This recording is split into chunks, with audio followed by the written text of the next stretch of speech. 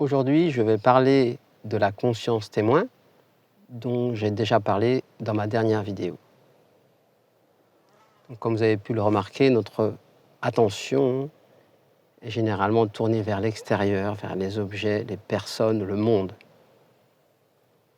Quand on réalise que notre vie dépend des objets, des personnes et du monde, on est ballotté à droite, à gauche entre les souffrances et les plaisirs. On réalise que l'astuce est de ramener l'attention vers un point, vers un centre. Donc pour ça, il y a différentes pratiques suivant différentes écoles. Par exemple, avec Ramana Maharishi et dans l'Advaita, on parle de self-inquiry en anglais, auto-investigation. C'est-à-dire ramener l'attention vers je. Je qui est à l'origine de toutes les actions, pensées, etc. Donc je ramène l'attention qui est dispersée à l'extérieur vers un point. On appelle ça aussi pratyahara en sanskrit, qui veut dire ramener l'attention en un point. Dans d'autres traditions, comme celle que j'ai pratiquée pendant longtemps, le Surat Chap Yoga, qui est de ramener l'attention vers le son intérieur. C'est une initiation qu'on reçoit et on porte son attention sur un son intérieur. On appelle ça aussi le nada ou le shabd.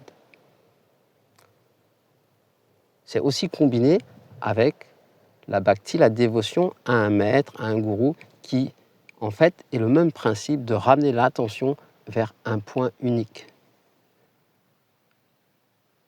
Donc l'attention qui est dispersée, on la ramène vers je, vers un son intérieur, vers un maître ou un mantra.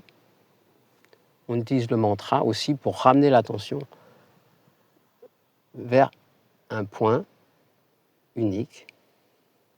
Donc, comme les rayons du soleil qui retireraient en son centre.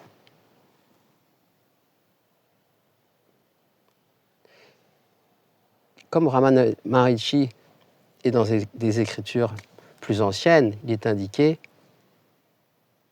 le monde est une illusion. Seulement le soi est réel. Et en troisième, le monde est le soi. Ou le monde est Dieu, le monde est Brahman. Donc ces trois étapes décrivent bien en fait le chemin dans sa totalité. D'abord, je réalise que le monde n'est pas une place qui me convient parce que je suis ballotté. Donc on me dit le monde est une illusion. Je reviens en retirant l'attention en un point, je réalise, on m'indique, réalise que seulement le soi est réel. Et comme j'ai parlé dans ma dernière vidéo, à partir de ce point, on commence à pouvoir intégrer le monde, l'avaler, et ça passe par un nettoyage intérieur où il n'y a rien à faire. Parce que juste le fait de ramener son attention en un point unique, la conscience témoin, d'une façon ou d'une autre, j'ai mentionné quelques écoles, quelques pratiques, mais il y en a sûrement d'autres. Moi, je parle de celles que j'ai connues, pratiquées, que je connais.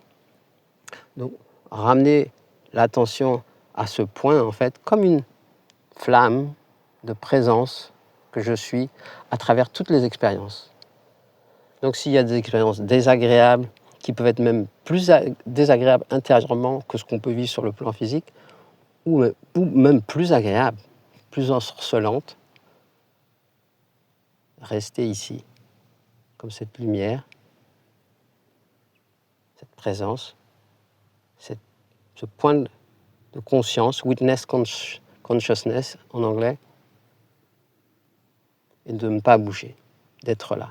Même quand le personnage est dans l'action, ou s'il est assis en méditation, c'est rester ici en fait. Le secret, on est allé beaucoup à l'extérieur, on a pratiqué beaucoup de choses, on a fait beaucoup de choses pour atteindre quelque chose, même des plans supérieurs. Et on réalise que finalement, le secret, c'est de rester ici. Donc c'est cela, la conscience témoin, en ce point. Et en restant là, en fait, sans rien faire, naturellement, toutes les énergies accumulées, les mémoires, les conditionnements vont se nettoyer naturellement en contact avec le monde extérieur, dans nos interactions, nos relations. Donc ça se fait naturellement. Il y a juste à rester ici. Intérieurement, c'est comme un secret qu'on garde, cette présence à nous-mêmes. Et plus ça se nettoie, plus la porte s'ouvre pour pouvoir intégrer, avaler le monde. C'est la troisième phrase de Ramana Maharshi. Le monde est le soi, le monde est Dieu. Si on n'est pas prêt à ça, il n'y a rien qui presse. Sinon, c'est trop, là. Toutes ces injustices, ces guerres, ces gens abominables, je ne peux pas avaler tout ça. Donc, ok, je reste à juste être présent. Et naturellement, ça va s'ouvrir au point que je peux réaliser toute cette danse avec ses atrocités et tout ce qu'il y a de plus beau comme une manifestation de ça, de ce que je suis. La danse de Shiva. Donc, cette Shakti, cette danse, je ne m'en sépare plus. Parce qu'il y a en même temps cette conscience que c'est une expérience qui n'est pas réelle. C'est juste une apparence dans le champ de conscience. Donc, par le fait de rester ici, les choses se passent. On atteint de plus en plus un point où on ne fait rien intérieurement. La sensation de je fais disparaît. Donc, il ne s'agit pas de copier quelqu'un d'autre ou de comparer avec les autres.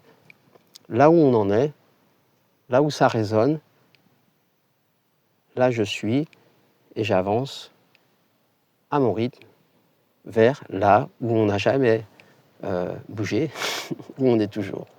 C'est le paradoxe. Donc, voilà mon partage d'aujourd'hui.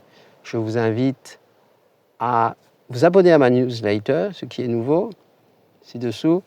Je ferai des partages et notamment, j'inviterai les gens à venir en Inde, pour ceux qui sont intéressés de se rencontrer là-bas. Et autrement, vous pouvez vous abonner à la chaîne, aimer la vidéo, et je vous dis à très bientôt. Merci, namasté.